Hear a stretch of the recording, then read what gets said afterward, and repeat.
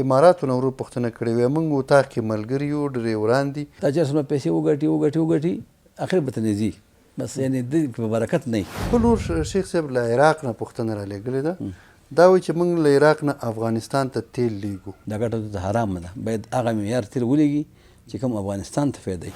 خور له امریکا پوښتنه رالېږلې شیخ صاحب دا وایي چا راته ویل چې په درود شریف کې به لاسونه نه پورته کړي. د لاسونه پورته کول چې دې کې عاجزي ده. پیریان دې سوځولي دي ساختونه یې راکړل یوه جمعه ښه وم اوس بیا مریض یم او دا د په اوبو ځان په دمه اسکي دي انشاءالله العظیم ټول مرضونه به خدای خور مو جرمني کې ورکړې ده او خلک ورسره زیات حسد کوي. رب العرش العظیم داسې دعا ده چې د هغوی از دښمنان یې خدای نیست نابود کړي ذلیله وشي. اوس مې وې زړه خودکشۍ ته کېږي وې تاسو لار راته وښایي. نو د مور او پلار دعا د اولاد په حق کې د مستجاب وي قبولوي. مانځه فضیلت نه کموي. فضیلت خو یې کموي مستحب طریقه ده چې ځای سره بدل کړي. چې ماشوم چې وړوکوالو کې سنت شي وې دا کار د یهودو دی. دا کار د پیغمبرانو د پیغمبر سم دی. ډار تکلیف لرم مرګ نه ډېره زیاته ویرېږم. څوک چې مرګ یادوي هغه ناروا کارونه به نه کوي. ژوندی په ځمکه ننویستی وی خو چې د دې عملونو مرتکب نه وی شوی نو وایي آیا الله پاک به ما وبخي. د توبې دروازه د قیامت پورې خلاصه ساتلې ده ستا توبه قبوله ده هغې کې هېڅ تشویش مه کوه.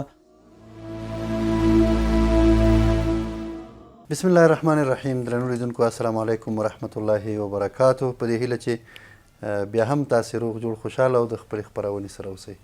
قدرمن لیدونکو د پوښتنو او ځوابونو وخت را رسېدلی او موږ ستاسو په درانه خدمت کې او خوشبختانه ستاسو د پوښتنو د ځواب ویلو لپاره را سره په خپرونه کې شیخ الحدیث عبدالتواب حنیف صاحب را سره دی. کور دې ودان وي چې له ځانه سره لرو. شیخ صاحب ښه راغلاست ستړي مه شئ هر کله راشئ. جناب استره صاحب تاسو ته او ستاسو د چینل ټول کارکوونکو او زموږ ستاسو د برنامې لیدونکو او اورېدونکو ته السلام علیکم ورحمت الله وبرکاتو وایم. وعلیکم السلام ورحمت الله وبرکاتو. شیخ صاحب یو ځل بیا هم مننه له تاسو چې موږ ته مو خپل قیمتي وخت راک. الله مو خوشحاله لره. الله دې خپل رضا. شیخ صاحب راځو له بلجیم نه پیل کوو پوښتنې. شینواري ورور له بلجیم نه پوښتنه رالېږلې ده وایي چې وایي دلته کار کوم د جمعې په ورځ جماعت ته نشم رسېدلی جماعت ډېر لرې دی خپل لمونځ کوم همداسې صحیح دی. ډېر ښه کوي خپل لمونځ کوه قضا نه کړي. ښه راځو د یو خور پوښتنې ته. شیخ صاحب بله خور وایي زما معده نه ښه کېږي یو چا راته وویل چې پیریان دې سوځولي دي ساختونه یې راکړل یوه جمعه ښه وم اوس بیا مریض یم څه وکړم. دا اصلي چل چې دی چې دا شیطان علیه لعنت چې دی دا د چا په دې بدن باندې کینی متوجه بیا یو ساحر او جادوګر ته ورشي هغه ته نه پاسېږي یو څه وخت دپاره په هغې باندې د عقیده نوره مضبوطه شي. نو هغه ساختونه چې قرآن او سنت نه مخالف هغه دې بیخي خوري نه صرف دغه ذکر دی هر مانځه پسې یو څلوېښت کاله دې کوي لا حول ولا قوة الا بالله لا حول ولا قوة الا بالله او دا د په اوبو ځان پې دمه اسکي دي انشاءالله العظیم ټول مرضونه به خدای ښه کړي. ډېره مننه صاحب. بل ورور دی دا وایي چې ډوډۍ نه مخکې بسم الله ویل فرض که سنت؟ سنت ده. ښه سنت ده سپر نه ده. ښه بل ورور پوښتنې ته راځو. دې ورور ویلي چې د بیعت په شکل راته یو وظیفه راکوي دا زموږ ستاسو له هېواده بهر دی ځکه وایي چې زما هم مې ورسره مشکلات حل شي بچیان مې ورسره هم دم کړم او تهجد اوږده وکړم که کومه وظیفه وکړم او همدارنګه پوښتنې کې بله پوښتنه ده خو هغه به بیا وکړم د دې ځواب ورته ورکړي. استغفر الله الذي لا اله الا هو الحي القيوم واتوب الیه استغفر الله الذي لا اله الا هو الحي القيوم واتوب الیه دا وراره 313 پیرې وایه ټول مشکلات به د رب العالمین حل کړي او دا دغې بیعت شو. دې له تاسو د اجازت غوښتنه هم تاسو کړې. سلسله قدرې مبارکه ده د هغې کې استغفار اول ذکر دی اول د استغفار د علماء ورکړي چې د باطن څپه شي او دې سره مال هم ډېرېږي دې سره دولت هم ډېر بهترین شی دی ګناهونه هم پاکېږي او ټول مشکلات حل کېږي خدای په کومه. بله پوښتنه ده دا وایي چې مور مې وایي د لمانځه درود وایي وایي د دې ختم څنګه کولی شو درود ابراهیمي؟ دا ختم چې دی په حدیثو کې مبارک خو دې ذکر تذکره نشته دی البته بعضې علما وایي چې دا درود چې پخېږي که نه وایي خذ حرفا قل الفا یو حرف راواله زر کرتی ووایه. دا درود چې دی ختم پخیه که نه طریقه یې دا ده چې دا درود ټول حروف باندې تقسیم کړي چې څومره حروفونه هماغومره زره دې ووایي په دا به پوه شي. د بله پوښتنه دا وی خور مو جرمني کې ورکړې ده او خلک ورسره زیات حسد کوي د دې کوشش کوي چې دا بې عزته کړي جادو پې وکړي نور ضرر ورته ورسوي زموږ ټولنه کې دا حسد شته دا وایي داسې کوم ذکر وکړو چې الله یې د دوی ظالمانو څخه محفوظه وساتي. ماستان چې موضوع کې دغه وظیفه د صورت توبې آخر آیات دی فإن تولوا فقل حسبي الله لا إله إلا هو عليه توكلت وهو رب العرش العظيم. فإن تولوا فقل حسبي الله لا إله إلا هو عليه توكلت وهو رب العرش العظيم. داسې دعا ده چې دا وایي از دشمنان خدای نیست نابود کړي ذلیله وشي او دا پې برلاسي مې شه. ډېره مننه. بل ورور پوښتنه کړې شیخ صاحب وی مسافر یم کارونه مې وکړه مزدوریانې مې وکړې اوس مې بچیان خارج کړي اوس هم مې پیسې پیدا کړې اقتصاد هم ښه دی خو ټول بچیان مې وی په کبر کې دي او خبره مې نه مني او خسرګنۍ راته ټول بېلارې کړي دي تعویضونه یې پې کړي دي اوس مې وی زړه خودکشۍ ته کېږي وی تاسو لار راته وښایي په بچیانو مې زړه نه کېږي اولادونه مې دي نو مجبور مې زه خودکشي وکړم. نو د مور او پلار دعا د اولاد په حق کې د مستجابه قبولوي او دا وظیفه موږ مخکې هم ښودلې وه چې منځو کې د هر مانځه په آخر کې اللهم ربنا آتنا فی الدنیا حسنة وفي الآخرة حسنة وقنا عذاب النار چې وي بیا دا دعا یو ځل ووایه ربنا هب لنا من ازواجنا وذریاتنا قرة اعین واجعلنا للمتقین اماما. دا دعا چې وایي ټول اولاد به خدای اصلاح کړي. راځو بل ورور پوښتنې ته دا وایي چې سجده سهوه څه وخت لازمیږي؟ سجده سهوه چې کله چې واجب ترک کړي او په تاخیر د فرضو لکه مثلا سورت فاتحه موږ تاسو مانځه کې واجب یو اللهم انا نستعینک دا سورت دعای قنوت چې ورته یو دا واجب یو یو چند دا پاتې شوه هغه باندې سجده سهوه مانځه کې لازم ده متوجي یا تاخیر د فرض راشي او رکن مؤخر شي نو بیا سجده سهوه په هغه باندې واجب ده. بله پوښتنه ده بل دا چې په یو ځای لمونځ کول لکه مانځه کې ځای نه تغیرول فرض سنت وتر په یو ځای باندې وکړي وی دا خو به مانځه فضیلت نه کموي. فضیلت خو یې کموي مستحب طریقه دا ده چې ځای سره بدل کړي ځکه چې هغه ځمکه قیامت کې تا باندې ګواهي کوي شاهدي وایي. ښه راځو د اماراتو نه ورور پوښتنه کړې وی موږ اتاق کې ملګري یو ډریوران دي د شپې ناوخته راځي سهار لمونځ نه کوي وی دا پیسې چې دوی ګټلې حلالې دي؟ دا پیسې چې دوی ګټلې حلال خو بېله خبره ده حلال او حرام د هغه پیسې بېله خبره ده دا د مونځ قضا کول بېله خبره ده. د سهار په مانځه په وخت کې شریعت صاحب دا سپي غونډه شپه ایښي سپي نه دي غونډه شپه ایښي سهار کې ودی همیشه د پردي دروازې له پراته وي دا چې څومره پیسې وګټي اخر به ته نه ځي بس یعنې د په برکت نه وي. بله بله پوښتنه د ورور ده بل ورور دی وایي زه چې کوم کار شروع کړم وی ډېر ښه کامیابي خو چې کله خپلوان نه خبر شي بس بیا وی صفر شي خراب شي نظر یې ووهي څه باید وکړم؟ حسبنا الله ونعم الوکیل د سل کرته وایي مشکلات به ټول حل کړي خدای په کارونه نه خرابوي حسبنا الله ونعم الوکیل حسبنا الله ونعم الوکیل دا د سل کرته وایي سهار مانځه پسې وایي ماښام پسې وایي باقي نشته. حمزه د رسالپور نه پوښتنه رالیږلې وی د ماښام لمونځ څو رکعته دی؟ د ماښام لمونځ څو رکعته دی؟ بله صاحب نو یو خو فرض دی یو سنت دی یو پسې صلات وابین هم دي نو د ماښام لمونځ چې دی 3 رکعته فرض دی 2 رکعته سنت دي متوجي او بیا 6 رکعته صلات وابین دي او څوک 20 رکعته هم کوي. یو پوښتنه بله کړې شیخ صاحب پرویز نوم څنګه دی؟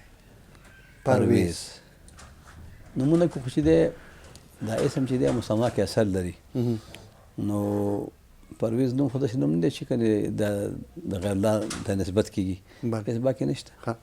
بل ور شیخ صاحب له عراق نه پوښتنه رالیږلې ده دا وایي چې موږ له عراق نه افغانستان ته تیل لیږو قاچاقي نور سم تیل دي خو د افغانستان د حکومت د معیار سره برابر نه دي وی دا ګټه موږ ته څنګه ده؟ نو دا ګټه خو چې د افغانستان حکومت د هغې مخالفي دا ګټه ته حرامه ده باید هغه معیار تیل ولیږي چې کوم افغانستان ته فایده وي ځکه دلته خو بیا بېرته دوی واپس کوي اکثره که نه. بل ور پوښتنه رالیږلې ده وی 3 کاله کېږي مور مې مریضه ده سرطان ده اوس یې ورته د سرطان ماغزه نیولې دي په ځان نه پوهېږي وی کوم ذکر د دې لپاره وکړو او که تاسو هم ورته خپرونه کې دعا وکړئ؟ موږ به دعا وکړو الله دې زموږ سره ټولو مؤمنانو شفای کامله او عاجله ورکړي او لا اله الا انت سبحانک انی کنت من الظالمین سل کشتې د همدې مرض دپاره وایي خداوند متعال به شفای کامله او عاجله ورکړي. ورور له ترکیې پوښتنه رالیږلې دا وایي چې ما سره اتاق کې ملګري دي شیخ صاحب خو بېلارې دي او لمونځ کله نه کوي زه ورته نصیحت کوم څه موده کېږي دواړه مریضان یو زه او دا ملګری مې وی پوهېږم چې د دې د لاسه دغه مریضي ماته اواره ده خو یې څه وکړم چاره راته وښایي نو چې سهار چې مونځ کې ولاړه یو جګ کې اوبه ږده بسم الله الرحمن الرحیم بسم الله الرحمن الرحیم بسم الله الرحمن الرحیم 314 پېرې وایه په دې اوبو دمه وه همدې نه ولې چای کوه انډیوال دی که نه بس چای بس کي انشاءالله هلته به چای څکې هلته به باطن روښانه او صفا شي پاک بشي خور له امریکا پوښتنه رالیږلې شیخ صاحب دا وایي چا راته ویل چې په درود شریف کې به لاسونه نه پورته کړي نو دعا کې چې درود ابراهي وایو هغې کې خو لاسونه پورته کېږي ومن آداب الدعاء رفع الیدین فی الدعاء د لاسونه پورته کول چې دې کې عاجزي ده ځکه د خدای پیغمبر په بدر کې دومره لاسونه اوچت کړه چې څادر یې د لاسونو نه ګزار شو ومن آداب الدعاء هر کله چې دعا کې لاسونه الله ته پورته کوه دې کې عاجزي راځي درود پکې ووایي لاسونه پورته کې مشکل شته درود خپل هم درود دی دا خپل درود د خپل هم دعا ده که نه اللهم صل یا خدایه ته رحمت نازل په نبي اسم دا خپل هم دعا ده لاسونه یې پورته کوي بله پوښتنه د مور او پلار مې وفات شوي دي او صدقې ورته کوم اذکار ورته کوم خوب کې نه راځي اوس وی داسې فکر کوم چې زما د اعمال به د دوی لپاره نه وي قبول ځکه مور او پلار خوب ته نه راځي نه دا بالکل د یقین مساته ستا اعمال د الله په دربار کې قبول او منظور دي هغوی چې خوب کې نه راځي هغو د ارواحان په جنت کې خوشحاله دي ځکه تاله خوب کې نه راځي که ارواحان یې خفه وي ختما به بیا درته راتلې د هغو ارواحان خوشحاله دي د شیخ صاحب دغه دعا چې یو ټکی ما لیکلی چې قرة اعین تاسو مخکې تاسو ذکر کړه وی د دې دعا خو یې راته راځي معنا یې راته وکړي او بله دا که دې کې خو میړه م یاد شوی که چېرته یوه ښځه له میړه خلاصوي د دوی هغه قول مې را نقل کړی که چېرته یو میړه مثال ښځه له میړه خلاصوي او دا دعا مونږ وایو د اولاد دپاره وی هغه میړه ته هم پکې دعا کېږي ربنا ای رب زمونږ هب لنا وبخې موږ لره من ازواجنا زمونږ د ازواج زوج جوړه ده هم ښځې ته ورځي هم نر ته و ذریات زمونږ اولاد نه قرة اعین یخوالی د سترګو وجعلنا للمتقین اماما ما متقین پرهیزګارانو دپاره پیشوا وګرځوه دې کې اولاد هم راځي او ښځه او نر میړه او ښځه ټول پکې شامل دي خو دا وایي که کومه ښځه له میړه نه خلاصوي خلاصه ده معنا یا خدا چې بیخي طلاق کوي یا خو بیا خلاص دا معنا ده یو دا چې خلاصه نه او داسې ترې خفوي دا دعا دی وایي خداوند متعال بیرته سره په خلا کوي بله خور هم له امریکا نه دا وایي دلته خلکو کې یو مرض پیدا کېږي شیخ صاحب چې حافظه د لاسه ورکوي نو زم په تشویش یم وی څه وکړم چې په دې مرض زه اخته نه شم کله چې دا بوډاګان شي دا غیر مسلم وی حافظې د لاسه ورکوي اوس دا تشویش ما سره راولېدلی چې داسې کوم ذکر داسې کوم اعمال زه ترسره کړم چې خدای ناخواسته په دې مرض اخته نه شم مسواک ته همیشه استعمالوي دې مرض نه به خلاص شي مسواک څه دی یا خو برس که نه یو مسواک لرګی د رسول الله مسواک حدیث کې راغلی په برس باندې مطلق خوله پاکوالی راځي خو سنت پرې نه ادا کېږي او په مسواک کې 5 پیدې دي یو پیدا ده چې حافظه پرې قوي ساتل کېږي بله خور دا وی میړه مې زیات قرضدار دی شیخ صاحب سورة الواقعه به پر نفلو کې د قرآن له مخې ویلی شم راته اجازه ده چې ووایم نو سورة الواقعه که نفلو کې هم نه وی د ماښام د سنت او د ماخوستن د فرض منځ کې وایه انشاءالله چې قرآن شریف نه وایه په همداسې وایه مانځه کې مو همداسې وایه مشکل به حل شي بله پوښتنه شیخ صاحب تشویشونه مې زیات دي لمانځه کې مې په رکعتونو شک راځي په داسې حالت کې سجده سهو وکړم که بل څه نه په دې کې هېڅ خبره مه کوه شیطان ته موخې ورنه کړي شیطان دا در باندې لازموي چې تا 3 رکعته لمونځ کړی دی تا له وایي 2 دې کړی دا خو یو شیطان دی چې په دې مانځه کې ولهان مقرر دی یو خنزب دی ولهان دی یو په اودس کې مقرر دی یو په مانځه کې مقرر دی دې له دغه خصوص هېڅ اعتبار مه ورکوه خپل لمونځ کوه بله پوښتنه د شیخ صاحب کله چې سهار لمونځ وکړم 4 کلمې ذکر کوم کېناستی نه شم تکلیف لرم په ولاړې وایم ګرځم فذکر الله قیاما وقعودا ولا جلا وایي ما یادوئ په ولاړه مې یادوئ په ناسته که نه او په ملاسته هر وخت کې د الله ذکر کولی شي په روانه هم کولی شي په ولاړه هم کولی شي په ملاسته هم کولی شي بل ډول پوښتنه د شیخ صاحب ډېر مشکلات لرم او د ورځې 40 ځل فاتحه وایم تلاوت هم کوم مریض هم یم مشکلات نه حل کېږي کور کرایه را باندې دا څه وکړم یو وظیفه راته وښیه چې الله مې همدغه سورت فاتحه د سهار سنت او د فرض منځ کې داسې وایي بسم الله الرحمن الرحیم الحمد لله رب العالمین اخره پورې میم او د بسم الله میم مل حمد لام سره بتړي یو څلوېښت خر دی وایي بیا دې فرض کوي انشاءالله ټول مشکلات به الله حل کړي بله خور ده دا وایي چې میړه مې وفات شوی دی او تقاوت یې 80,000 ډالرو په هغې مې بچیانو ته ورته کور واخیست په ما یې زکات شته که نه نشته زکات. ښه راځو درود شریف چې ووایو نبي علیه السلام ته څنګه وبخو؟ نبی علیه السلام مبارک ته خو چې ته عبادت کې او د هغې پیغمبر مرسته بخي هغې ته خو پیدا رسید تاله فایده رسي. ځکه موږ تاسو وایو چې خدای رحمت نازل کړي په نبی علیه السلام، خو د خدای پیغمبر به وایي چا ما باندې یو کړی درود وي او الله پرې لس رحمت په هغه نازلوي. دا څومره غټه خبره. نو چې ته وایې چې خدای پاک دې دا درود مې یو بې سوال مې نبي سم ته وبخي، نو هغه نبی علیه السلام په دې باندې خوشحالېږي او تاله خدای پاک اجر درکوي. ښه وی خاوند مې وفات شوی دی، روژې لمونځونه او د دې فدیه به موږ ته معلومه نه ده څه وکړو؟ نو فدیه خو چې څه شی وکړو چې هغې پې د حق ادا شي؟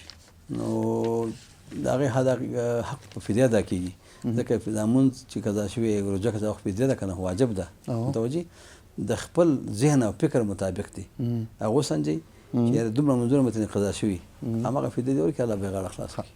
بلې خور پوښتنه د شیخ صاحب وی د خاوند د خپو ګوتې او پاسنۍ حصه د خپې وی سوځي، هېڅ شی دوایي کار نه کوي او پښو کې هم درد دی ډېر، څه وکړو دې لپاره کومه وظیفه که راته ووایي؟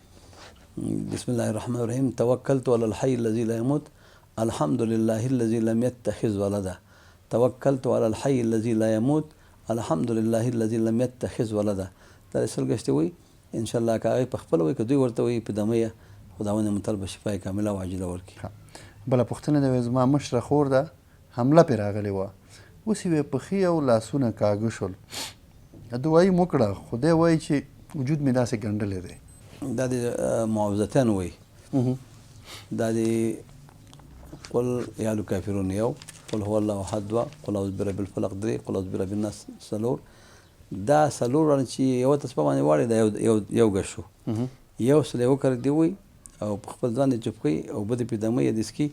دا ټول مشکلات که سحر یې که جادو یې که منتر یې که پیران یې ټول به الله پاک شفا ورکړي، الله به دا لرې کړي. بل ور پوښتنه ده شیخ صاحب محترم دا وایي چې زه له آینده ویره لرم چې غریب نشم، وی کله وایم چې الله ناراضه نشي، شکر ژوند مې ښه دی او له دې هم ویره لرم چې پلار مې مړ نشي، سره له دې چې په تقدیر کلک ایمان لرم، څه باید وکړم؟ وایي ما مخکې ویل چې رضا ولې په قضا سپارلی نه شي؟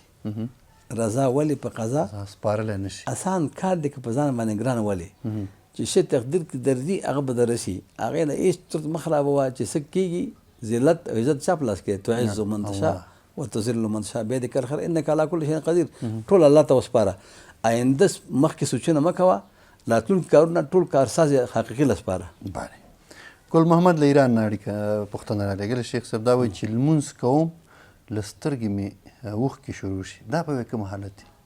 نو دا اوښکې خو یو د شي چې د مرض د وجې نه او یو د الله د مینې محبت د وجې نه، که د مینې محبت د وجې نه خو ډېره خوند کوي، خوندورې دي دا اوښکې. ښه بل ور پوښتنه ده دا لډو کول څنګه دي؟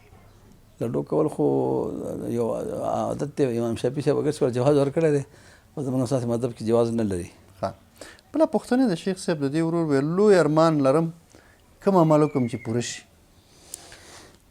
یا حی یا قیوم لا اله الا انت سبحانك انی کنت من الظالمین. دا وظیفه د یو لک صلیو زره پوره کړي، ارمان به خدای پاک پوره کړي. بل ور پوښتنه د شیخ صاحب د جمعې سنتو کې چې کله سنت سړی نیت تړي وي سنت پکې ویلی شو؟ همداسې هم که نیت به کړی څلور رکعته سنت کوم د دې ماسپښین، خو دا ماسپښین د جمعې ماسپښین دی که نه؟ او که نه که جمعه پکې وایي که ماسپښین دی. بله پوښتنه ده د جمعې د ورځې سنت وی څو رکعته دي؟ د جمعې د ورځې سنت خو څلور رکعته مخکې دي، څلور رکعته شاته دي، بیا دوه رکعته بیا ورپسې دي. ښه بله خور پوښتنه کړې شیخ صاحب دا وایي چې خلک راته وایي چې ماشوم چې وړوکوالو کې سنت شي دا کار د یهودو دی. دا کار د پیغمبرانو د پیغمبر سم دی. سنت چې دی سنت مخکې نه دغه سنت اول مخکې نه د ماشوم ښي، بله ځکه وروسته بیا تکلیف کېږي عذاب کېږي او دې وخت پوهېږم نه. بله پوښتنه ده یو څو دعاګانې درته وایم چې دا صحیح دي که نه؟ یوه دا ده اللهم احسن عاقبتنا تر اخره پورې، او بله اللهم اغفر لنا قبل الموت، او بله اللهم انک عفو کریم تحب العفو. وایي دا دعاګانې مې د انټرنیټ نه اخیستې وې. صحیح دي ښایسته دعاګانې دي، همیشه یې وایه. ښه. بلې خور پوښتنه کړې ده شیخ صاحب، په یو کور کې واده یم، هغه کورنۍ ځان ته ډېر لوړ فکر کوي، پیسه دار دي او په ما ډېر کبر کوي. وایي زما خاوند ته هم وایي چې د دې ښځې عزت مه کوه، دا یوه سپېره ښځه ده او سپېره راته وایي.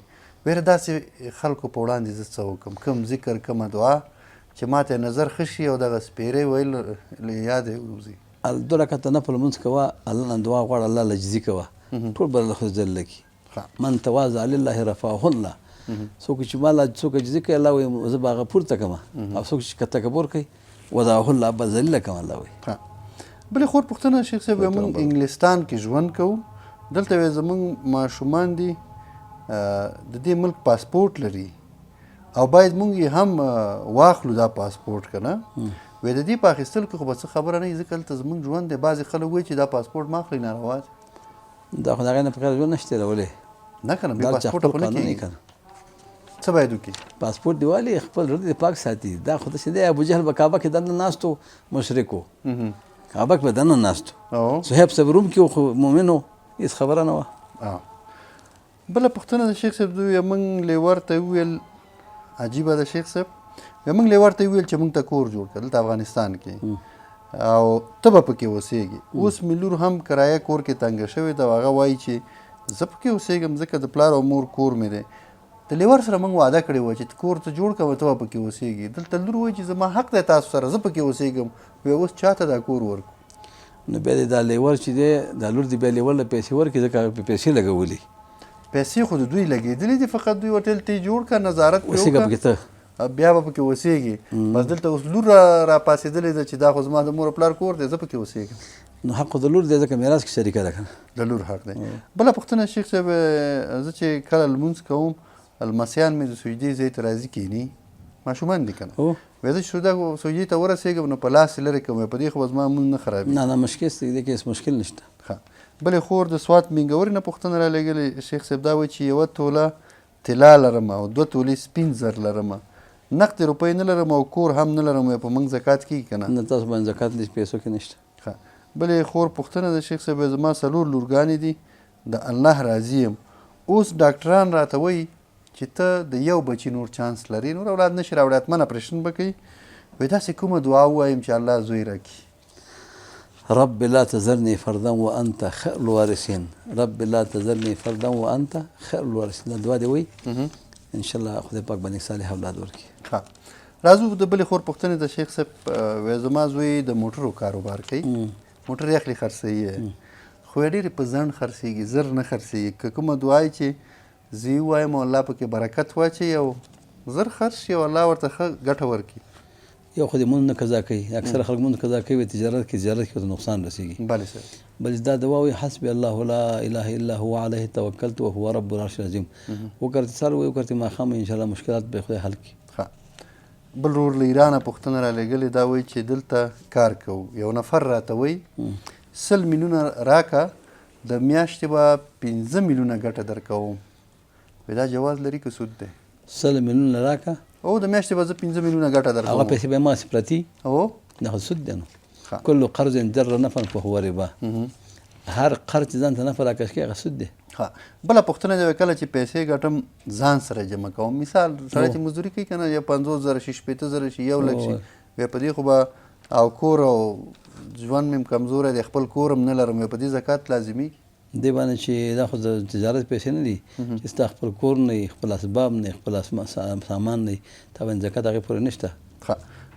مجیب ورور پوښتنه رالېږلې له نیویارک نه، وایي دلته خلک کورونه د بانک څخه کورونه په سود اخلي او په سود یې اخیستي دي، بیا دوی وایي چې موږ ته د مصر علماو جواز راکړی. وایي جواز کیدی شي؟ وایي دغسې دی که نه، څنګه دی وایي په ګردن یې ملا الله بلا د ګردن یې مغه ملا، هغوی جواز راکړی، ګردن د هماغې بسته دی، لیکن سود کې خو جواز نه وي که نه. کیدای شي کومه طریقه به خاص کار هغوی د هغوی خپل کار دی، نو د هغوی پوه شو چې هغوی جواز ورکړی، هغوی کار د هماغوی خپل دی. بل ورور پوښتنه رالېږلې وي، که یو کس خپلې ښځې سره په بد نظر ورته وګوري او هغه بد عمل اجرا کړي او څو کاله وروسته بیا خپله ښځه طلاقه کړي او بیا له هغې خینې سره نکاح کېږي که نه؟ دا زموږ ستاسو مذهب کې دي له حرمت مصاهره وایي دې سره بیخي نکاح نه کېږي چې حرمت مصاهره دا معنا ده چې ته د دوه خورګانې په یو نکاح کې سره نشي ساتلی که نه. البته بعضې علما وایي چې نکاح ماتېږي، بعضې علما وایي نکاح نه ماتېږي. لکه خینې سره که بدعملي سړی وکړي نکاح نه ماتېږي، خو ګناهګار خو دی نو که نه. او بیا د دې بېلته د هغې سره بلې خور سره نکاح کول دا حرمت مصاهره کې راځي. وایي که خویندې وفات وي د هغوی حق که بچیانو ته ورکړ شي وایي غاړه پرې خلاصېږي که نه؟ خود خلاصېږي. د ورور پوښتنه په دوام د دې دا ده چې یو خویندې وایي د ورونو سره په کوم مال کې حق لري؟ همدغه مال چې مور او پلار نه ورته پاتې که نه؟ دغه مال چې مور او پلار نه ولا پاتې په همدغې کې خویندې حق لري، په نورو کې چې ورونو ګټلی هغې کې حق نشته. دغه بل ورور پوښتنه رالیږلې شیخ صاحب، خلک وایي که جوړه ماران وویني وایي دا مه وژنئ ځکه وایي دا عاشقان دي او عاشق او معشوقه دي نو مې وژنئ. شریعت موږ ته څه وایي چې مړې کوي؟ دشمن په هر ځای کې وژنه. یعنې که عاشقان که غیر عاشقان.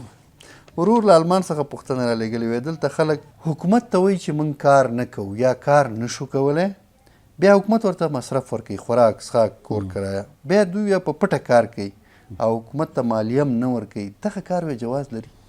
نو دغه کار داسې دی چې د حکومت نه په پټه کار کوي، دوی کېدای شي پیسې نه کافي کېږي که نه، کور ته کفایت کې نه کوي، نو دوی خپل ځان نه خوله وباسي، ځان نه کار په خپله کار کوي. نو کار چې کوي د شپې دې هم کوي د ورځې دې هم کوي. دا زموږ ستاسې دې وطن کې د حق و زحمت معمول فقط یو قسم دروغ دي چې حکومت سره یې کړي. حکومت سره خو دا کافر حکومت سره دروغ هم روا دي. ښه بله پوښتنه ده، دلته بعضې سوپر مارکیټونه دي شیخ صاحب، دا دوکانونه وایي نور ټول د ژوند ضروري شیان پکې وي خو دې کې شراب هم خرڅېږي، وایي دلته کار کولی شو که نه؟ کار کولی شي، ته شراب مه خرڅوه. نه دی خو مزدوري کوي، نو دا شی راواخله او هغه پیک که او هغه ورکه او دغه هغه دې نه کوي، شراب دې نه خرڅوي، ښه د ګناه کې ورسره شاملېږي. بیا راځو بلې پوښتنو ته شیخ صاحب. دلته ورور پوښتنې رالیږلي دي، ورور دی که خور نه پوهېږم خو پوښتنې مې رااخیستې وې. لومړۍ پوښتنه وایي د لواطت کوونکي سزا څه ده او آیا دا رښتیا ده چې لواطت کوونکي غسل نه کېږي تر هغې چې یو پخه خښته په اوبو ویلې نه کړي؟ لواطت یو عظیمه ګناه ده، الله پاک پکې د لوط اسلام قوم غونډ الله کړی دی. او لواطت چې د داسې عمل دی چې نبي علیه السلام حدیث دی د الکبایر کې امام ذهبي صاحب ذکر کړي، وایي چې کله یو څوک لواطت کوي وایي عرش عظیم په لړزان راشي. عرش عظیم دومره یعنې بد عمل دی. وایي هغه فرشتې چې د عرش تنې نیولې دي هغه سورت اخلاص شروع قل هو الله احد الله الصمد لم یلد ولم یولد ولم یکن له کفوا احد بین عرش حرام شي، یعنې بد عمل دی. او جزا په شریعت کې د قاضي رأی ته موافظه ده. بعضې خلک وایي دیوال دې پرې راوغورځېږي، بعضې خلک وایي پلانکې کار دې پرې وشي، د غر نه دې راګذار شي که نه. مطلب دا چې جزا قاضي ته موافظه ده، قاضي صلاحیت لري چې هر قسم سزا ورکړي. دویمه پوښتنه ده، وایي دلته په اروپا کې بعضې کړۍ په خپلو تحریري بیانونو کې قرآني مبارک آیتونه لیکي او بیا خلکو ته په پوسټ بکسونو کې توضیح کوي. وایي ډېر ځلې غیر مسلم دا کاغذونه په ځمکه وغورځوي ځکه هغوی د خپلې مورد علاقې نه علاوه اضافي کاغذونه په خپل پوسټ بکس کې نه غواړي. موږ هم د مشکل سره مخ یو، نه یې ساتلی شو او نه یې په اوبو کې غورځولی شو ځکه چې د هغې نه دلته په غورځولو اجازه هم نه لرو. د دې نه بیا کاغذ تشناب یا ورته شیان جوړېږي کوم چې د قرآن کریم د عظمت خلاف دی. یوازینی امکان موږ ته سیزل دي چې وسیزو. د شریعت حکم په دې اړه څه دی؟ بالکل دی وسیزي، سیزل ښه دي او تشناب جوړول ته نه کاغذ د حرام دي. ښه بلې پوښتنې ته راځو شیخ صاحب. په لمانځه کې زیات سهوه کېږم، ډک رکات وي زما څخه په ولد دوالین وشي او که تش وي نو زه یې په ډک رکات په ډول اجرا کوم. که د دې صحوې په اړه معلومات راکړي. څنګه شروع شي؟ ډک رکات یې تش وشي او تش رکات یې ډک وشي. نو چې تش نه ډک وشي، ډک ته نه تش وشي، نو دا یې د سهو وکړي.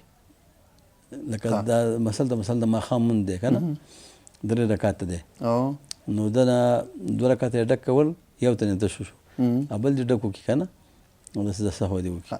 بله پوښتنه شیخ صاحب، ډېری وخت رانه د ماخوستن په وتر لمانځه کې رانه دعای قنوت هیر شي وی رکعت سر نه وکم که نه سجده سهو؟ رکعت نه هسې د سهو وکړه خلاصه کړه سر. پوښتنه کې بیا لیکلي چې په پورته ډول بار بار سهوه شوی یم نو څه ډول سجده سهوه وکړم؟ چې څومره سهوه شوې هغه سهوه چې ده سهو له سهوه نشته. یوازې چې انسان سهوه چې تنیره شوه هغې له بیا سهوه نشته، هغه ورته معاف ده. معاف ده. راځو بلې پوښتنې ته شیخ صاحب دا وایي چې زما د اندرو لور شوې وه، یوه شپه ژوندۍ وه، شیدې ورکولې په ناستې او د مور سینې لاندې مړه شوه. بیا مور خوب کې ورغلې وه چې دا خو ستانه په خپله مړه کړې ده. وی مور یې شهیده وه، اوس زما اندرور خط یې داسې لیکلی شیخ صاحب داسې پښتو چې ویل مشکل دي. زما اندرور وایي چې نه پوهېږم چې زما نه مړه شوې ده که نه په شیدو کې شودې نښتې دي، همدارنګه به ټیکری په ځان اچولی او نو پوه یې نه ده چې جلۍ د دې د سینې لاندې بېغورۍ نه مړه ده که څنګه؟ ښه خبره ده چې 2 میاشتې روژې ونیسي مسلسل ژمي کې اوس یې لنډ دي، 2 میاشتې روژې دې ونیسي. همدې ته یې بله پوښتنه د اندرور لور مې معدې تکلیف هم لري، که روژه پې واوړي نو څنګه به یې نیسي؟ دا خو ماهواره مرضي هم پکې راځي، نو هغه وخت به روژه خوري که نه؟ ماهواره مرضي خو ټول فرضي روژه خلک خوري. او چې معدې تکلیف لري که حاذق هوښیار ډاکټر ورته اجازه کړي چې روژه وخوره بیا خوړی شي او بیا به د هغې فدیې په آخر عمر کې ورکوي. بله پوښتنه د شیخ صاحب وی چې زه د ډار تکلیف لرم، مرګ نه ډېره زیاته ویرېږم، حمله را باندې راځي چې دا تکلیف مې زیات شي، د زړه ضربان مې زیات شي، سبق وایم مونځ په خپل وخت باندې کوم او ذکر هم کوم، نه پوهېږم. د مرګ ګیله چې دا د تا باندې چې راځي دا سعادت وګڼه، نیکبختي وګڼه، ځکه څوک چې مرګ یادوي هغه ناروا کارونه بیا نه کوي. بله پوښتنه د خاوند ته مې کار نه پیدا کېږي شیخ صاحب، دا ډېر وخوش چې په مشکلاتو کې یم، یو داسې وظیفه راوښیي چې زما دا مشکل پې حل. لا اله الا الله الملك الحق المبين، لا اله الا الله الملك الحق المبين، لا اله الا الله الملك الحق المبين. دا سل ګشته وایي 200 کرتې خداوند مې ټول مشکلات حل کړي. بله پوښتنه راغلې شیخ صاحب، زه انګلینډ کې اوسېږم، یو ورور وایي موږ 2 ورونه یو، موږ ډېر مالداره یو، مطلب کار هم ښه دی، موږ 30 کاله مزدوري وکړه، شپه او ورځ په ځان یو کړه. اول موږ غریبانو، اوس موږ دومره پیسې او جایداد لرو بې حسابه. اوس وی زما خویندې کور کې هغه هم جنګ کوي، مور او پلار وی زه بیل کړم چې ما نه پرېږدي خپلو بچو او ښځې ته. مور مې تعویضونه کوي، ما خپلې ښځې سره په جنګوي، کوډ او سحر جادو وی هر څه کوي، په لکاو لکاو پیسې په دې باندې ورکوي، زه پرې خبر یم. او زه 2 کوټو کور کې اوسېږم او موږ چې کوم کور په شریکه جوړ کړی هغې کې مې ورور سره اوسېږم، ګټې لپاره اخلي. ولې ما ژوند ته نه پرېږدي، حتی زما کور سودا زه هم په خپل سر کور ته نشم راوړلی، وی دومره ظلم کوي. ښځه مې د کاکا لور د 12 کاله کېږي شیخ صاحب چې راوستې مې د انګلینډ ته، او نه یې مور ته پرېږدي نه یې پلار ته پرېږدي او ورسره خبرو ته هم نه پرېږدي. او همداسې زما ورېندار هم 14 کاله کېږي مور او پلار کور ته نه ده بیولي، او مور مې ورور باندې جادو کوي، هغه هم خپلې ښځې سره هر وخت جنګ کوي. او چې کار کوم مزدوري کوم، 2 ورځې کار کوم، زما پیسو نه زه خبر نه یم، ټول واک مې د ورور دی. زه چې څه وایم مونږ ته پته نه چې څه وکړو، پلار مور خور ورور مې سود هم ډېر زیات کوي. زه ورته وایم چې سود مه کوه، بیا وایي تاسې مزاري، سود هر څوک حتی ملایان هم سود کوي. وی زه څه وکړم د دې خلکو سره، ځکه چې په موږ باندې کوډې کوي، په موږ باندې جادوګانې کوي شیخ صاحب. وایي زه د دې مور پلار نه خو ډېر په تنګ راغلی یم، څه باید وکړم؟ دا مور پلار د خدای اصلاح که او الله جل شانه دې تعالی نور هم توفیق درکړي چې د مور پلار امر ومني، ځکه د مور پلار امر ونل چې دی دا واجب دی، البته په معصیاتو کې نه، په ګناه په کارونو کې نه. د معصیاتو کې به د مور پلار نه مني نو به د مور پلار احترام کې، ادب به کې، الله به تعالی اجر درکړي. تاسو باندې بندش خدای وخت راوړي، دا وختونه خو راوستل د خدای په لاس کې دي که نه؟ نو چې خدای پاک به تعالی دا ټول محتاج کړي، خداوند متعال به تعالی خپله دنیا درکړي، خپله سرمایه به درکړي، خپل کاروبار به درکړي. جادو نه یېرېږه مه. اخري صورتونه 3 وارې قل هو الله وایه، 3 وارې قل اعوذ برب الفلق وایه، 3 وارې قل اعوذ برب الناس وایه. په خپل ځان سهار او ماښام دموه، په خپل کډه هم دموه، خپلو ماشومان هم چپ کوه، ټول به الله د دې سحر او جادو نه وساتي. شیخ صاحب بله پوښتنه دا وایي چې سیرت صاحب محترم سلامونه او نیکې هیلې وي، الله دې وکړي چې ښه صحت ولرئ. دا وایي چې په 23 د شپږمې 2006 مې 2 پوښتنې درلېږلې وې. کله چې مې ستاسې پروګرام د یوټیوب د لارې ولید، مننه چې زما پوښتنې مو جواب کړئ. ویل شیخ صاحب حنیف صاحب څخه مطرح کړې او نو د 2مې پوښتنې جواب راته درست نه دی واضح شوی چې په دې ډول دی. وی زما خور چې تقریبا 28 کاله مخکې واده شوې ده، زما سره یو ځای نه اوسیږي او زه هم په بل ځای کې اوسیږم. په کوم جایداد کې را سره شراکت هم نه لري، خپل میړه او اولادونه لري، مګر اقتصادي حالت یې دومره ښه نه دی. هر هغه څه چې زه لرم زما د پلار نه دي راته پاتې چې په هغې کې را سره زما خور شریکه وي. یعنې ما په خپل لاس ګټلي دي. اوس چې کله د خپل مال زکات وباسم، آیا زه د خپلې خور او خوریین ته په زکات ورکولی شم؟ بالکل ورکولی شي.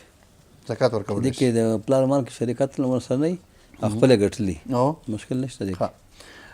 بله پوښتنه راغلې شیخ صاحب، زما خور ده چې 12 کالو راهیسې پر دې باندې د زرو زکات پاتې دی. هغه په دې خاطر چې د زرو سره $10 هم درلودل، نو په دې خاطر د دې په زرو باندې زکات کیږي. که نه نو زر دومره یوازې نه و چې په دې باندې زکات وسي. اوس د هغه باندې شیخ صاحب 12 کلونه زکات به څه ډول ورکړي؟ پخوا د کالدارې ارزښت زیات، خو اوس تاسو پوهیږئ چې د کالدارې ارزښت کم دی. اوس د نن ورځې په قیمت باندې دوی زکات ورکړي، نو اوس مثلا یوه توله په 2 لکه کالدارې او شاید په هغه وخت کې په 2 زره کالدارې باندې وه. نو دې پوښتنه دا ده شیخ صاحب چې مثال پخوا په دوی باندې کم زکات کېده، اوس کالدارو ارزښت د لاسه ورکړی، طلا ارزښت جګ شوی دی، نو هماغه څومره چې په مثال 15 روپۍ هغې وخت کېده هغه ورکړي که نه اوس د طلا ارزښت ته په کتو یې ورکړي؟ نه، اوس د اوسنی کوم چې دی چې دا اوس کومه طلا ده او اوس کومې پیسې دي، اول دا ګناه کړې چې هغې وخت کې په زکات ورکېده او نه دی ورکړی. دا ګناه خو تا نه شوې ده چې زکات دې پرېښی، اوس به د همدغې وخت په نرخ کې ورکړې چې دا کم نرخ دی دې وخت.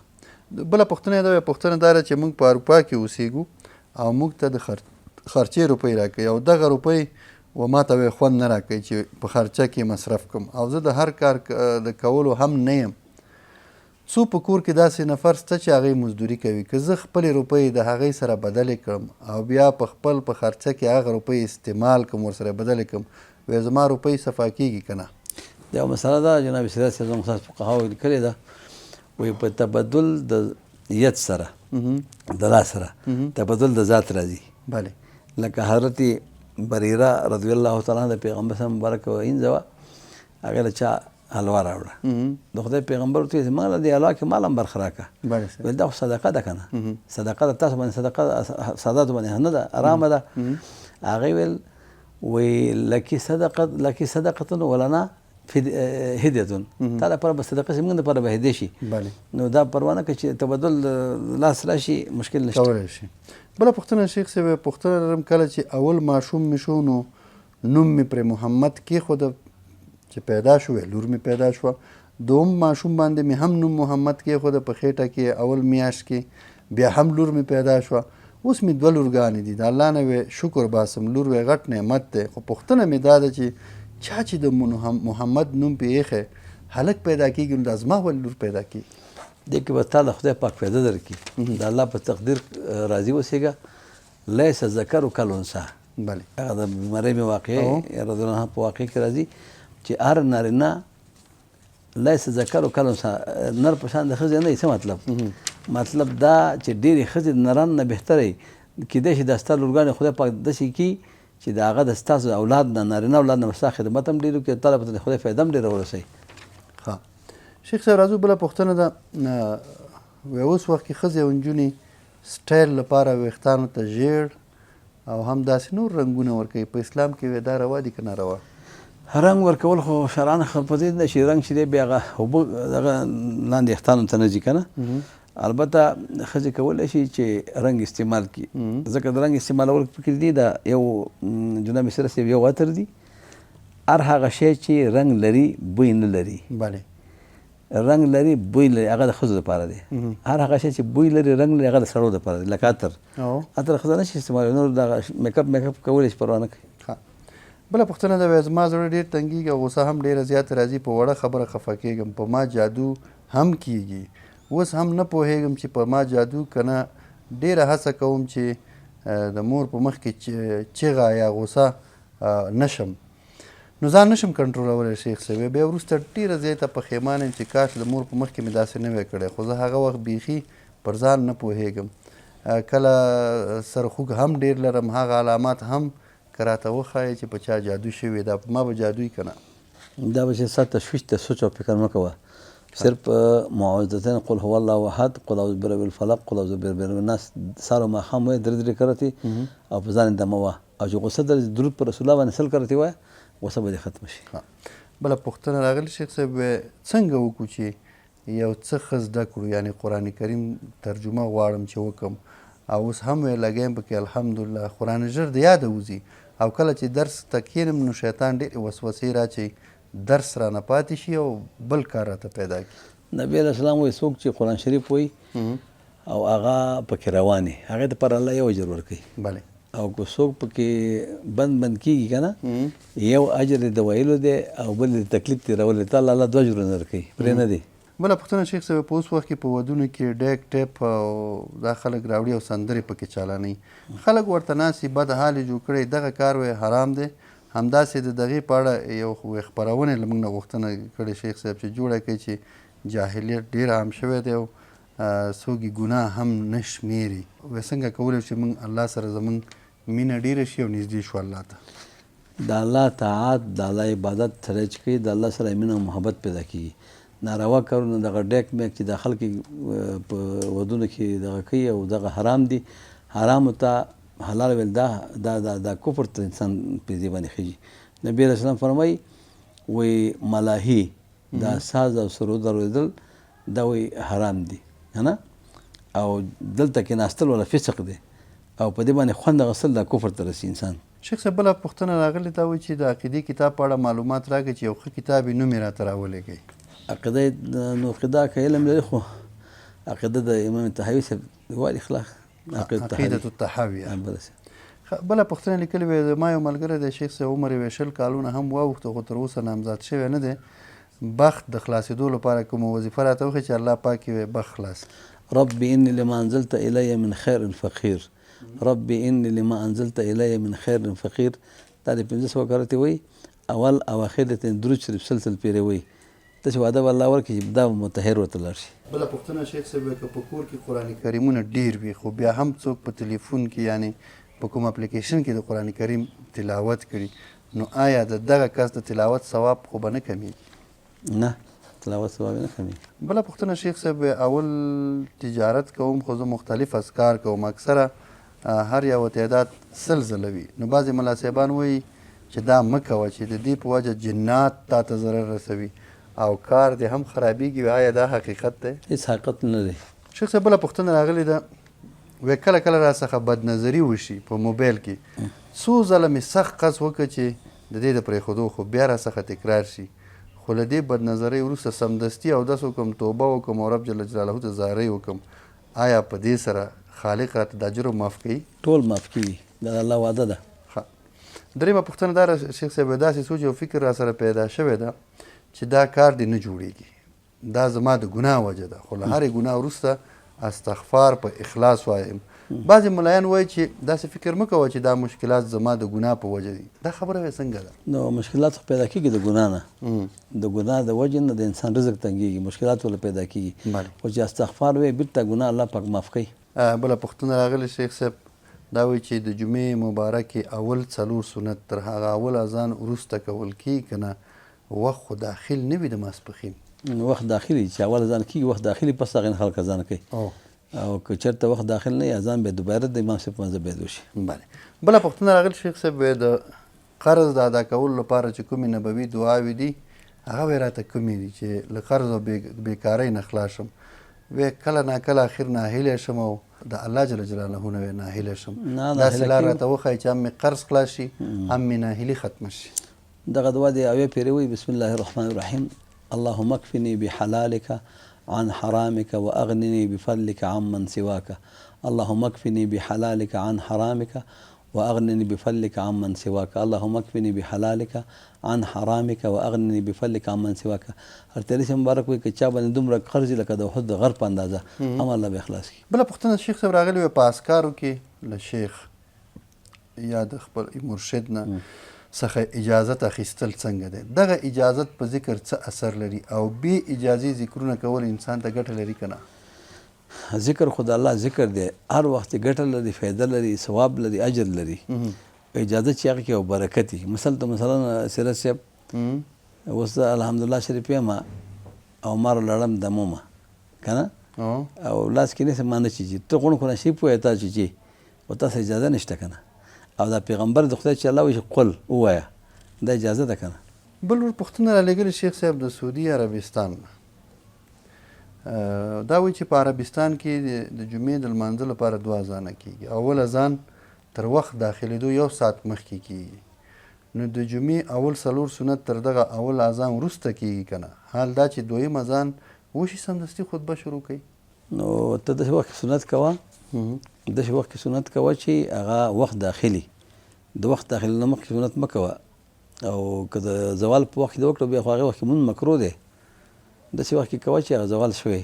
بله پوښتنه راغلې شیخ صاحب په شپه ورځ کې 100 واره استغفار ویل چې قضایي پکې نه وي دا په سړي لازمیږي که نه؟ او همدارنګه د دې استغفار د لزوم په هکله که معلومات راکړي چې په دې کې اعتداد شرط دی که نه؟ د پیغمبر علیه السلام مبارک به تعداد کې 90 کرتی 100 کرتی خپله وایي چې زه ویم استغفار که نه او که لزوم پې وکړي من لازم الاستغفار حدیث کې راځي څوک چې ځان باندې لازم کې استغفار یعنی یو د یو شي لازمول دي واجبول دي یا خو ته باندې نه کېږي یو شي باندې دوام دی دوام پې کوه دې کې هېڅ مشکل نشته چې دوام پې کوې الله پاک اجر درکوي. بله پوښتنه شیخ صاحب زه چې کله ذکر یا درود شریف او په قرآن کریم کې خاص صورتونه وایم نو په سر او زړه مې سخت بوج راشي لکه سر دردي او ډېر تکلیف شم وایي د دې علت او علاج کوي راته ووایي. دا شیطان اثر دی شیطان نه پرېږدي تا چې د خدای کتاب تلاوت وکړي د الله ذکر وکړي شیطان اثر دی هغه انشاءالله کوه خپله وخت په هغه اثر ختم شي. بله پوښتنه راغلې شیخ صاحب زما د قرآن کریم تلاوت کول ته هېڅ زړه نه کېږي یو روژه بله روژه قرآن کریم تلاوت کوم او چې شپه وایم سبا یې وایم همدې کې وخت تیر شي داسې څه وکړم چې تلاوت سره مینه پیدا شي. نو ته دا ځان باندې لازمه کړه چې هغې پورې به چای نه څښم چې څو مې تلاوت نه کړی هغې پورې به ډوډۍ نه خورم چې څو مې تلاوت نه کړی هغې پورې به وده کېږم څو مې تلاوت نه کړی دا ځان باندې لازمه کړه ځان سره کلک په ښه اراده وکړه کار به دې په خپل روان شي. او بل پوښتنه راغلې شیخ صاحب پلار مې حج ته لیږلی و او کله مې چې وس ورسېد غوښتل مې چې مور مې هم حج ته لاړه شي خو چون مور مې ډېره مریضه وه یا نه یې شو کولی چې حج ته ولاړه شي خو اوس زما مور او پلار دواړه وفات شوي دي او دا نیت لرم که الله پرې راضي شوی وي چې زه مې د مور لپاره فرضي حج وکړم آیا دا صحیح ده که نه ځکه دا مې په زړه کې لوی ارمان دی آیا الله جل جلاله به دغه د فرضي حج ثواب زما د مور ارواحو ته ورسوي کوم چې زما په زړه کې ارمان دی دې له حج بدل ویل کېږي بلکل رسي ثواب هغې ته رسي. راځو بلې پوښتنې ته وایي د لاعلاج ناروغۍ لپاره کومه دعا یا وظیفه راته وښایي. لا اله الا انت سبحانك اني كنت من الظالمين سل کرتی د پامدینت وای خداوند متعال به لا علاج امراض جوړ کی. بله پوښتنه راغله شیخ صاحب موږ کاروبار لرو کله چې یو جنس په 2 افغانۍ واخلو بیا دا جنس ګټه په واده ورکوو په 3.4 افغانۍ وایي دا صحیح ده که نه؟ ګټه کې څه مشکل نشته. وایي موږ بعضې علما وایي چې یو جنس 2 او بله افغانۍ بندې وي بیرته 1.9 افغانۍ ګټل جواز لري خو پوره کوي به یې نه یعنې 2 به نه اخلي. نو ګټه خو چې ده ګټه خو ستا خپله خوښه چې زیاتوالی هم کولی شي کموالی هم کولی شي ګټه یې سود مود پکې نه وي که نه او د قرض معامله نه وي.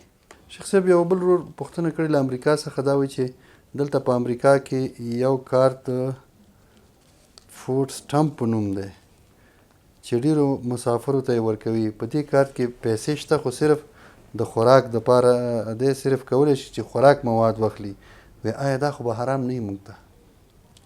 دا کارت کې د خوراک مواد پې واخلي او صرف په دې کارت کې هغه شیان دي چې صرف دا خوراک پې اخیستلی شي بل شی نه وی دا خو موږ ته حرام نه وي. بلکې څه حرمت دی. بله پوښتنه مې دا وه چې موږ دلته خپلوان دي په امریکا کې موږ پسې خلک کابل کې خبرې جوړوي بیا دوی په موږ بد ګمان کوي موږ په دوی بد ګمان کوو او نشو کولی یو بل ته ځان ثابت کړو ځکه ټولې خبرې په کابل کې کېږي څه باید وکړو چې دا بد ګمانونه له منځه لاړ شي؟ قرآن کریم باندې باید عمل وشي. قرآن کریم کې الله فرمایي ان کثیرا ان بعض الظن اسم بعضې د ګمان نه ګناه ده. بله پیغمبر د خدای وایي په مؤمنانو د خیر ګمان کوه تر څو پورې په خپله د هغې شر لیدلی نه وي. بله صاحب نو څوک چې په هر ځای کې اوسېږي مسلمان دی د الله بندګي کوي د الله پاک اطاعت کوي یو د بل باندې بدګماني نه کوي. بله پوښتنه شیخ صاحب بله پوښتنه مې دا وه چې زما خور زموږ د همدې خپلوانو د زوی خوښه ده او هغه هلک موږ ته نه دی معلوم چې هغه هم زما خور د زړه نه خوښوي که صرف هسې خپل ساعت ورته سره تېروي. زما خور سره خو په دې خبره باندې زما خور او د هغه هلک د مور هم جنګ شو. وایي زما خور حالت هم ډېر خراب دی، ټوله ورځ په تلیفون کې هغه هلک سره خبرې کوي. اوس څه باید وکړو تر څو چې زما د خور په زړه کې د هغه مینه ختمه شي؟ دا خو حرام کړی چې چا مینه زړه نه ختمې، همغه ته یې ورکړي چې خوښ یې ده همغه ته یې ورکړي، خلاصه کیسه ده که باید ورکړي. ورکړي، دا خو د هغې حق دی. بله پوښتنه شیخ صاحب دا وه چې لمونځ کې ډېره سسته یم او په دې څو ورځو کې مې حالت ډېر خراب دی. هر څومره چې کوشش کوم نشم کولی خپل کارونه ترسره کړم. داسې یو ذکر راته ووایي چې زړه ته مې سکون راشي او خپل لمونځ سره مې شوق زیات شي. بسم الله الرحمن الرحیم. د سهار لمانځه پسې وروسته سل ګشته وایي همیشه قضا کوي، دې نه الله به یې د لمونځ سره مینه پیدا کړي. پوښتنه بله شیخ صاحب راغلی وی که یو چا کومې ښځې ته د شهوت په نظر کتلی وي او خپل ذهن کې او خپل زړه کې یوازې د هغه ښځې په اړه غلط فکرونه او غلط خیالونه کړي او کوم بل غلط کار یې ورسره نه وي کړی، آیا همدغه سړی د هغې د ښځې لور سره نکاح کولی شي؟ او که چېرته هغه ښځې ته مخامخ د شهوت په نظر نه وي کتلي، ځان سره یوازې د هغه په اړه غلط فکرونه کړي، بیا دا سړی د هغې ښځې لور سره نکاح کولی شي؟ ځان سره فکر چې دی څه څوک چې هغې ته نظر نه کړی، د شهوت نظر دی هغې ته کړی نه یا اندام مخصوصه ته یا د هغې مخ ته یا د هغې اندامونو ته د لاس نه یې وړی، په دې باندې حرمت مصاهره نه ثابتېږي، هسې تشویشونو سوچونو باندې. بله پوښتنه شیخ صاحب وایي زه چې ډېر وخت الله جل جلاله سره خبرې کوم په خوله باندې یا په ذهن کې او بیرته یې خپله جوابوم هم، وی دا خپله پوښتنه یا غوښتنه او کله کله ډېر ژاړم هم، وی آیا دا خو به ګناه نه لري؟ نه ګناه نه لري، دا خو ثواب لري د الله پاک نه. د همیشه په الله ښه عقیده ساته، څومره چې الله باندې ښه عقیده ساتلی شي هماغسې الله ښه معامله در سره کوي. شیخ صاحب راځو بله پوښتنه وي د کومې نجلۍ چې قسمت بند دي د هغې لپاره دعا راته ووایي. یا الله یا رحمان یا رحیم یا باسط یا لطیف یا الله یا رحمان یا رحیم یا باسط یا لطیف، دا د 313 سره سهار او ماښام 3 میاشتې وایي چې هر څه بخت یې بند دی، خدای پاک به یې بخت خلاص کړي. بله پوښتنه شیخ صاحب د هر حاجت پوره کېدو لپاره اللهم یا قاضي الحاجات وی راته ویل شوي چې وظیفه کوئ او په پیل کې 100 ځله درود وایي. کوم درود ووایو؟ هر درود چې در خوښ او درځي او تا ته اسان یې همغه درود وایه. وی آیا داسې کوم درود شته چې د 100 ځلو درود ویلو څخه یې ثواب ډېر وي او موږ یو ځل د دې وظیفې په سر کې ووایو؟ اللهم صل على سيدنا ومولانا محمد عدد ما في علم الله صلاة دائمة بدوام ملک الله. دا درود یو کړی وي کفایت کوي. بله پوښتنه شیخ صاحب بعضې خلک د مالي وضع له امله خپله درملنه نشي کوی، په داسې حال کې نو آیا داسې کومه دعا یا ذکر او یا هم وظیفه شته چې الله یې له درملنې پرته هر ډول ناروغي ختمه کړي؟ بسم الله الرحمن الرحیم. اللهم انی اسألک العفو والعافیة فی الدین والدنیا والآخرة. دا دعا دی وایي خداوند متعالی به ټول مرضونه جوړ کړي. اللهم انی اسألک العفو والعافیة فی الدین والدنیا والآخرة. شیخ صاحب بله پوښتنه راغلې ده، ما له مولایانو څخه اورېدلي دي چې د یو چا کوچنی ماشوم وفات شي هغه د قیامت په ورځ به یې د مور پلار شفاعت کوي. نو زما یوه لور وه سهار پیدا شوه او ماښام وفات شوه او موږ یې په وکې اذان هم ونه کړه او موږ خو به غاړه بنده نه او دا به موږ دپاره شفاعت وکړي که نه؟ پیغمبر علیه السلام وایي هغه بوټۍ د غوښې چې د مور نه نقصان زیان شي چې د هغې غوږونه د هغې لاسونه یعنې هېڅ شی نه وي، هسې د غوښ دغه د غوښې بوټۍ مې قیامت کې شفاعت د مور پلار دپاره کوي. شیخ صاحب یو بله پوښتنه ده، وی ما د نامزادۍ څخه وروسته د یو هلک سره رابطه درلوده، په موبایل یې خبرې ورسره کړي دي، وایي عمر مې 14 یا 18 کاله و او وایي یو ځل د زنا مرتکبه شوې هم ده، خاوند یې د نور رابطې څخه خبر شوی خو له زنا څخه نه دی خبر. وایي که ورته ووایم نو زما اوس له هغې وروسته ماشومان هم دي نو ژوند مې خرابېږي، کورنی ژوند مې ورسره دومره ښه نه دی، خو نور یې خاوند ورته څه نه دي ویلی د دنیا د شرم له وجې، خو وایي بیا مې الله پاک ته ډېر زیات ژړلي او له دې خبرې 4 کاله تېرېږي خو تر اوسه یې چې یادوم نو حتی تر دې چې بې ارادې اوښکې مې له سترګو ځي، په زړه مې درد شي، د زیاتې پښیمانۍ لپاره هر وخت چې رعایت شي نو د الله پاک څخه مې د زړه له تله بښنه غوښتې ده. وایي دا چې څومره پښیمانه یم الله ته معلومات دی. وایي له خاوند څخه مې همداسې بښنه غوښتې ده چې ما ته بښنه وکړه خو ورته مې نه دي ویلي چې د دې فلاني عمل، خو له حده زیاته پښیمانه ده چې کاش الله مې روح اخیستی وی یا الله پاک ژوندی په ځمکه ننویستی وی خو چې د دې عملونو مرتکب نه وی شوی. نو وایي آیا الله پاک به ما وبخي؟ آیا په ورځ د محشر به زه د زناکارانو په کتار کې راپاڅېږم؟ پیغمبر علیه السلام فرمایي التائب من الذنب کمن لا ذنب له. توبه ایستونکی د ګناه نه په عدم مؤاخذه کې داسې دی لکه بیخي ګناه چې دی کړي، او چې بیا استغفار ووایي او توبه وباسي الله پاک ته، الله پاک چې دی د توبې دروازه د قیامت پر خلاصه ساتلې ده، ستا توبه قبوله ده، هغې کې هېڅ تشویش مه کوه. خپل دغه راز چې د کوم د خاوند نه پټ ساتلی پټ یې وساته، ځکه چې یو سړی ګناه وکړي او هغه بیا بل چاته وایي، هغې ته مجاهرت وایي، هغه ګناه بیا خپله ګناه کبیر دا ده چې ستا باندې الله پرده اچولې ده، بله سر، او ته بیا خلکو له خپله پرده ښکاره کوې، دا غټ ګناه کبیره دې نه ځان وساته. بله پوښتنه راغلې شیخ صاحب، زه ډېر کوشش کوم چې ګناه نه ځان وساتم، خو صحت مې ډېر خراب دی. زه چې کله جنۍ وم، واده نه وم، ډېر عبادتونه به مې کول او ډېر سکون کې به. نو اوس زما 3 کاله د واده وشو، خو دا ټول عبادتونه رانه پاتې دي، حتی چې سهار مونځ هم رانه قضا کېږي، ځکه چې د سخر کور مې هېڅ عبادتونه نه کوي. شپه ورځ موبایلونو کې قرآن کریم وی هېڅ په کور کې هم نشته دی، یو ما خپلې کمره کې وی ایښی دی. نور زه ډېره خفه یم چې دا عبادتونه هېڅ راکره ولې نه کېږي. نو زما عبادت هم پاتې دی چې ډېره بې برکتي مې په کور کې راغلې ده، هغه د عبادتونو ټایم هم سم سره نه پېژنو، ټول رانه خرابېږي. څه باید وکړو؟ نو ته خپل بچی خپل عبادت کوه، خپله بندګي د رب کوه، د کور پسې مه ګرځه. علیک بنفسک وایي چې په ښار دې راغله په ښار باندې، متوجي؟ او صاحب نو بیا د خپل خاندان غم کوه، چې په خاندان دې راغله بیا د خپل ځان غم کوه. بله پوښتنه شیخ صاحب، یوه پوښتنه مې درلوده، وی زه حافظه وم، خو اوس مې ټول قرآن کریم هیر کړی دی. وی کولی شي چې حکم مې راته ووایي، خو شکر وی 15 سپارې مې تقریبا بیرته حفظ کړي، خو کله کله دا هم صحیح نشم ویلی، کله کله ډېره ناامیده شم چې زما به څه حالت وي. سخته ګناه ده د قرآن شریف هېرول، زده کول بیرته هېرول سخته ګناه کبیره ده. باید دا بیرته یاد کړي، او که هم نشي یادولی نشي تلاوت خو یې کوه.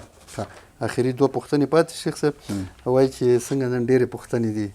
شیخ صاحب بله پوښتنه ده، زه د خپل ژوند فیصله غواړم، نه پوښتنه، چې زه باید څه وکړم. سیرت صاحب زما د واده 8 کاله کېږي، 4 کلن زوی لرم، خاوند مې دا دی 8 کلونو نه مونځ او دس چېرته په میاشتو کې یو ځل وی وکړي، په ورځ وی د جنابت په حالت کې ګرځي، زر غسل هم نه کوي. دا د هر څه تر څنګ د ډېرو ښځو سره نامشروع اړیکې لري. کله چې ورته وایم ولې داسې کوي، وایي که خوشحاله یې همدې حالت کې اوسه کښېنه، او که نه په مخه دې ښه. دا د دې په ځای چې خجالته شي وشرمېږي، برعکس ما ته زما کورنۍ ته ډېر بدرد وایي. وی خلاصه ستړی شوی یم، په هېڅ رقم اصلاح نه شو، دیني دنیوي لارې مې ټولې امتحان کړې، فایده یې ونه کړه، سړی اصلاح نه شو، هېڅ نه پوهېږم څه وکړم.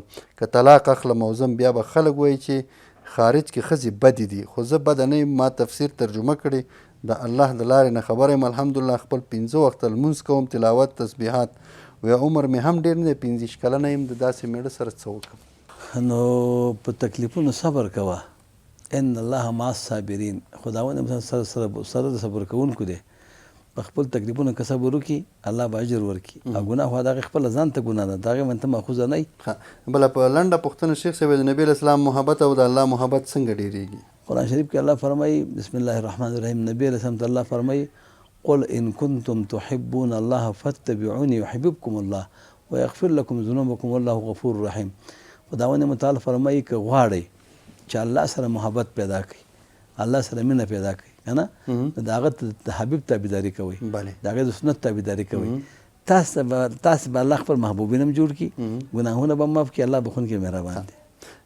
اخري پوښتنه شیخ صاحب، وایي چې سیرت صاحب محترم، وی خدای دې وکړي چې کامل صحت به ولرئ. وی موږ په اروپا کې اوسېږو، وی د شیخ صاحب مولوي عبدالتواب حنیف صاحب څخه زموږ لپاره یوه مهمه پوښتنه ده، که لطف وکړئ. د نافرمان اولاد په خاطر هغه دا چې موږ غواړو د خپل زوی لپاره افغانستان کې په خپلو خپلوانو کې یو مسلمانه ښځه وکړو، ولې هغه زموږ سره مخالفت کوي او غواړي چې د یو بل ملک نجلۍ سره واده وکړي. نو داسې یو جامع ذکر، دعا یا هر هغه څه چې تاسو پرې پوهېږئ راته وښایئ چې الله جل جلاله یې د بل ملک د نجلۍ نه زړه تور، او زموږ په خپلو خپلوانو افغانستان کې الله جل جلاله یو مسلمان نجلۍ په نصیب کړي، تر څو الله موږ له دغې خفګان او تشویشونو څخه خلاص کړي. ځکه هر مور پلار غواړي چې اولادونه یې په دنیا او آخرت کې کامیاب او سرلوړي وي. تاسو ټولو ته د الله خیر او برکت. ربنا آتنا فی الدنیا حسنة وفي الآخرة حسنة وقنا عذاب النار. دا دعا دې وایي 100 کرتې. د دې مطلب دا دی چې خدای په دنیا کې حسنه راکړي. په دنیا کې حسنه بعضې علما فرمایي نیکه بیبي ده چې خدای نیکه بیبي ورکړي، د هغو ته دعا کوي. نو 100 کرتې دا دعا وایي دغه خلک چې دا وارثان دي که دغه دي که نه ورونه خویندې، نو خداوند بیا د الله نه دعا غواړي خداوند متعال به نیکه بیبي ورکړي، هغې نه به زړه تور شي. ډېره مننه شیخ صاحب، دا چې د خپرونې د پای شېبې دې ډېره مننه کور مو ودان. انشاءالله. ګران لیدونکو له تاسو هم مننه چې پوښتنې مو رالیږلې وي او شیخ صاحب سره د دې چې نن واقعا ډېر مریض خو بیا هم په دغه حالت کې ستاسو پوښتنو ته په ورین تندي ځواب ویل چې ډېره مننه دې کوو او له تاسو هم مننه. تر بیا چې ستاسو په درانه خدمت کې حاضرېږو، تر هغې مو په لوی او مهربانه رب سپارو. هر چېرې چې یاست روغ جوړ خوشحاله اوسئ.